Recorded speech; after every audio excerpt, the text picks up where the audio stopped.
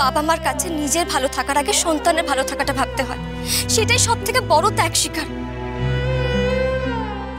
আচ্ছা জামাই বাবু, তুমি কি পারো না সবকিছু ভুলে গিয়ে শুধুমাত্র মিট্টির কথা ভেবে সবকিছু আবার আগের মতন নতুন করে শুরু করতে পারো না?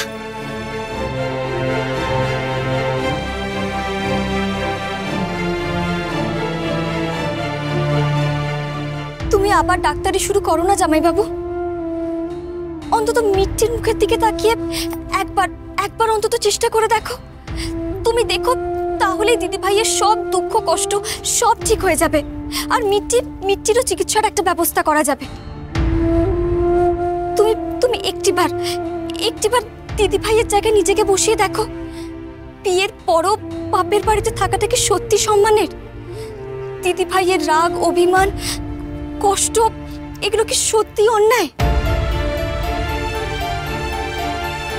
সত্যি আমি নিজের দিকটাই শুধু ভাবছি। আমি নিজের উপর রাগ করে কাছের মানুষগুলোকে বড্ড কষ্ট দিয়ে ফেলেছি। তাদের কথাটা সত্যিই ভাবিনি।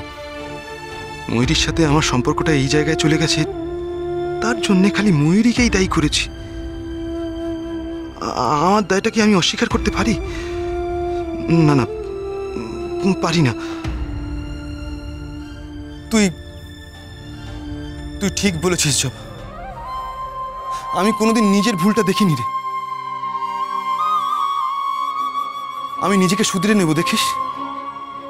অন্য কারোর কথা জানি না, কিন্তু মিট্টির জন্য আমি ডাক্তারিটা আবার শুরু করব। তুমি সত্যি বলছো জামাই বাবু? তুমি দেখো, তাহলে সবকিছু ঠিক হয়ে যাবে। জানো, আমি মা দুর্গার কাছে মানত করেছি যাতে তোমার আর দিদি ভাইয়ের মধ্যে সমস্ত অশান্তি যেন ঠিক হয়ে যায়।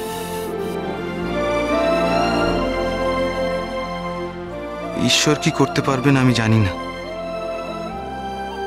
তবে ময়ূরীর সাথে সম্পর্কটাকে বাঁচানোর একটা শেষ চেষ্টা আমি করব।